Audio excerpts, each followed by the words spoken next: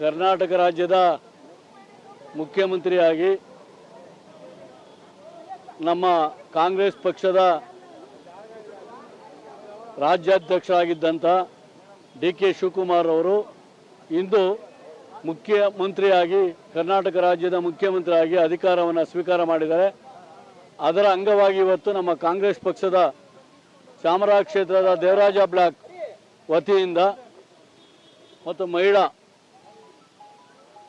Block ವತಿಯಿಂದ ಕಾಂಗ್ರೆಸ್ ಪಕ್ಷದ ವತಿಯಿಂದ ಇವತ್ತು ನಾವು ಸಿಎಯನ್ನು ವಿತರಣೆ ಮಾಡುವಂಥ ಕಾರ್ಯಕ್ರಮವನ್ನು ಹಮ್ಮಿಕೊಂಡಿದ್ದು ದೇವರಾಜ ಅರಸ್ ರಸ್ತೆಯಲ್ಲಿ ಇವತ್ತು ನಾವು ಎಲ್ಲ ಸಿಎಯನ್ನು ಹಂಚುವಂಥ ಕಾರ್ಯಕ್ರಮವನ್ನು ನಾವು ಮಾಡ್ತಿದ್ದೇವೆ. ಇವಾಗ ರಾಜ್ಯದಲ್ಲಿ ಕಾಂಗ್ರೆಸ್ ಪಕ್ಷ ಅಧಿಕಾರ ಇದೆ.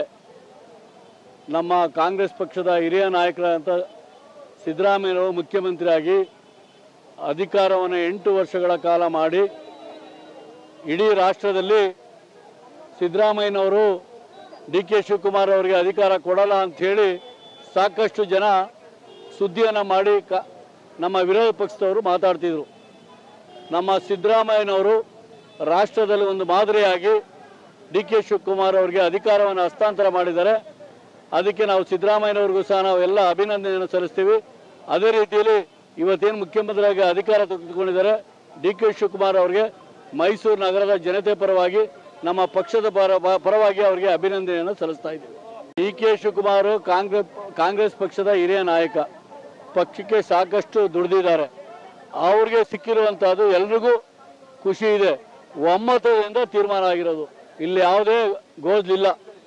ನಮ್ಮ ಕಾಂಗ್ರೆಸ್ ಪಕ್ಷದಲ್ಲಿ ಸಿದ್ದರಾಮಯ್ಯನವರು ಹೇಳಿದ್ದಾರೆ ನಾನು ಸ್ವಇಚ್ಛೆಯಿಂದ ಅಧಿಕಾರವನ್ನು ವಹಿಸ್ಕೊಡ್ತಿದ್ದೇನೆ ಅಂತ ಹೇಳಿದ್ದಾರೆ. ಅದಕ್ಕಿಂತ ಇನ್ನೇನು ಬೇಕು? ನಮ್ಮಲ್ಲಿ ಯಾವುದೇ ಕಚ್ಚಾಟ ಇಲ್ಲ. ಕಾಂಗ್ರೆಸ್ ಪಕ್ಷ ಒಂದೇ ಪಕ್ಷ. ಯಾರೇ ಇದ್ದರೂ ಕಾಂಗ್ರೆಸ್ಸದ ಆದೇಶವನ್ನು ಎಲ್ಲರೂ ಪಾಲಿಸಬೇಕು. ಆ ರೀತಿಯಲ್ಲಿ ಇವತ್ತಾಗಿದೆ.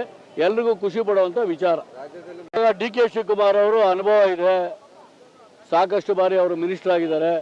ಹಿಂದೇನೂ ಸಹ ಬೆಂಗಳೂರು ನಗರಾಭಿವೃದ್ಧಿ ಎಲ್ಲ ಅವರೇ ಮಾಡ್ತಿದ್ದಾರೆ ಕೆಲಸ. ರಾಜ್ಯದಲ್ಲಿ ಅವರು ಕೆಲಸವನ್ನು ಮಾಡಿ ತೋರಿಸ್ತಾರೆ. ಮುಂದಿನ 28 ಇಸ್ವಿಯಲ್ಲೂ ಸಹ ನಮ್ಮ ಕಾಂಗ್ರೆಸ್ ಪಕ್ಷ ಅಧಿಕಾರಕ್ಕೆ ಬರೋ ರೀತಿಯಲ್ಲಿ ಅವರು ಸಿದ್ದರಾಮಯ್ಯ ಇಬ್ಬರು ಸೇರಿ ಹೋರಾಟ ಮಾಡಿ ಕಾಂಗ್ರೆಸ್ ಪಕ್ಷಕ್ಕೆ ಒಳ್ಳೆಯ ಹೆಸರು ತರ್ತಾರೆ ಅನ್ನೋ ಮಾತನ್ನು ನಾವಿದೆ. ಮುಂದಿನ ಸಹ 28 ಕಾಂಗ್ರೆಸ್ ಪಕ್ಷ ಬರಲಿಕ್ಕೆ ಯಾವುದೇ ಅಭ್ಯಂತರ ಇಲ್ಲ ಅಂತೇಳಿ ಅವ್ರು ಸಾಥ್ ತೋರಿಸ್ತಾರೆ.